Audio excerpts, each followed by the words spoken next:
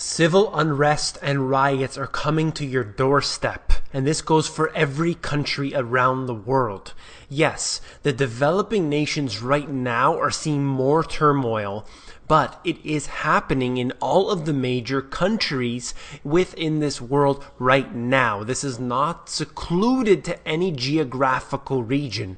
Welcome to the near future. Civil unrest, riots, and chaos. You came here for the truth, so let me unveil that for you. Right here, out of the Herald Tribune, nearly half of Florida households do not earn enough to pay for the basic necessities according to the United Way, and this seeks to cast a light on the large group of state residents who struggle financially but do not meet the official criteria for being in poverty. See, what they're saying right here is statistically they do not fall in line with what the government says is poor. So they don't get those extra incentives that the government gives out. So just below that, it said, while 15% of Florida households are below the poverty level, another 30% are financially insecure.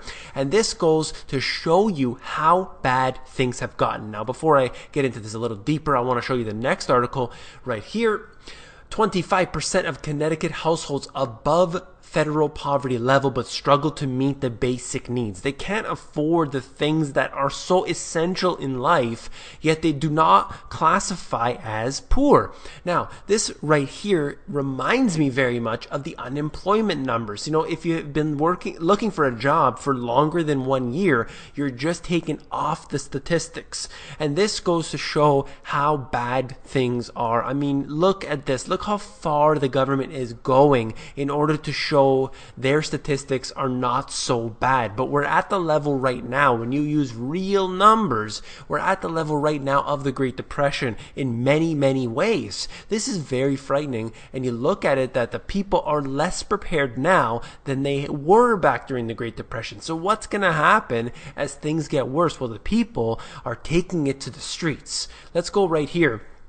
Italy's immigration crisis moves to the streets. Now, there are many reasons why this is happening. Essentially, there are many refugees coming in, and the government is helping them out. And that is really upsetting the lower class of individual who are struggling as it is. And they're basically saying that, they want their fair share, and these individuals should not get it. Now, while you may not agree with whatever is happening necessarily, the reason I'm mentioning this is to show you how bad it is in other regions around the world and what the result of that is. This isn't fear-mongering like all of the silliness that I see oftentimes reported in the mainstream media.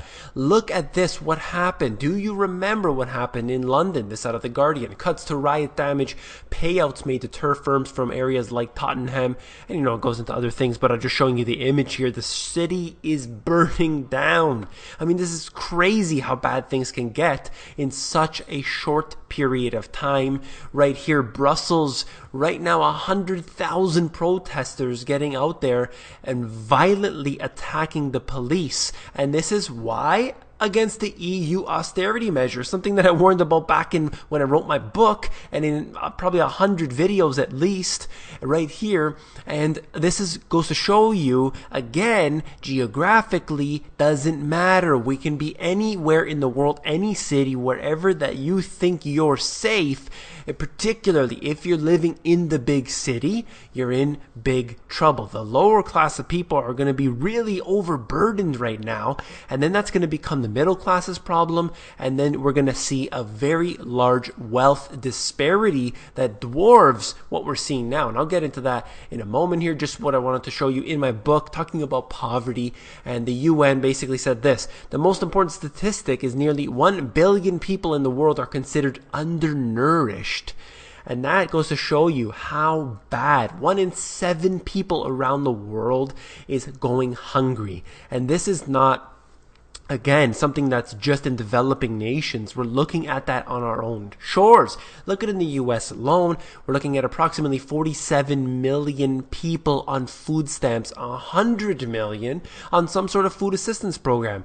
What do you think the result of this will be? It is very, very dangerous when you look at the civil unrest, riots, and chaos scenarios that we have seen before. This could become a widespread issue. Let's go on. The wealth gap that I talked about here. The wealthy now have a wealth gap of their own. And then it goes into here, creating two markets in the upper reaches of the economy, one for the haves and one for the have-nots.